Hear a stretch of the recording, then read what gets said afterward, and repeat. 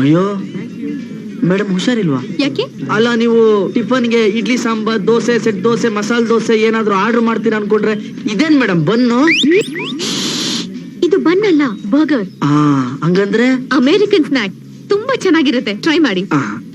Burger ಅಂದ್ರೆ ಗೊತ್ತಿಲ್ಲ, ಹುಡುಗಿರ್ ಜೊತೆ ಕಾಫಿ ಶಾಪ್ ಬಂದಿಯಾನೆ, ಕಂಟ್ರಿ ಬ್ರೂಟ್.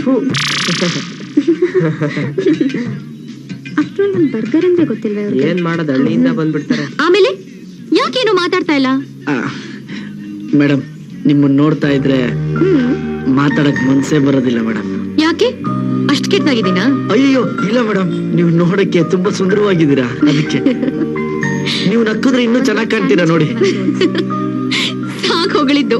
ನೋಡಿ, ನೀವು ಮಾತಾಡ್ತಿದ್ರೆ ಕೇಳ್ತಾನೆ ಇರ್ಬೇಕು ಅನ್ಸುತ್ತೆ ನನಗೆ, ನಿಜವಾಗ್ಲು ಮೇಡಮ್. ನಮ್ಮಪ್ಪ ಮುಂದಿನ ವಾರ ನನಗೆ ಇಂಪಾರ್ಟೆಂಟ್ ಬೈಕ್ ಕೊಡಿಸ್ತಾರೆ ಕಣೆ. ಹೇ, ಏನ್ ಹಾಗ್ ನೋಡ್ತಾ ಇದ್ಯಾ? ಏನಿಲ್ಲ ಮೇಡಮ್. ಸರಿ, ಕಾಫಿ ಕೊಡಿ. ಅಯ್ಯೋ, ಇದೇನ್ ಮೇಡಮ್ ಇಷ್ಟೊಂದು ತಣ್ಣಗಿದೆ ಇದು?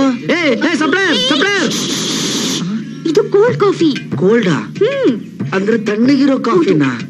ಮೇಡಮ್, ಕಾಫಿ ಅಂದ್ರೆ ಬಿಸಿ ಇರ್ಬೇಕು, ಹೊಗೆ ಹೋಗ್ತಾ ಇರ್ಬೇಕು, ಮುಫ್ ಅಂತ ಮಾಡಿ ಸರ್ರ ಅಂತ ಕುಡಿದ್ರೆ ಕಿಕ್ ಹೊಡಿಬೇಕು ಮೇಡಮ್, ಹಾಗಿರ್ಬೇಕು ಕಾಫಿ. ಕಾಕ ಅಂಗಡಿಗೆ ಹೋಗೋರೆಲ್ಲ ಕಾಫಿ ಶಾಪಿಗೆ ಬಂದ್ರೆ ಹೀಗೆ ಆಗೋದು. ಅದು ನಿಜಾನೇ.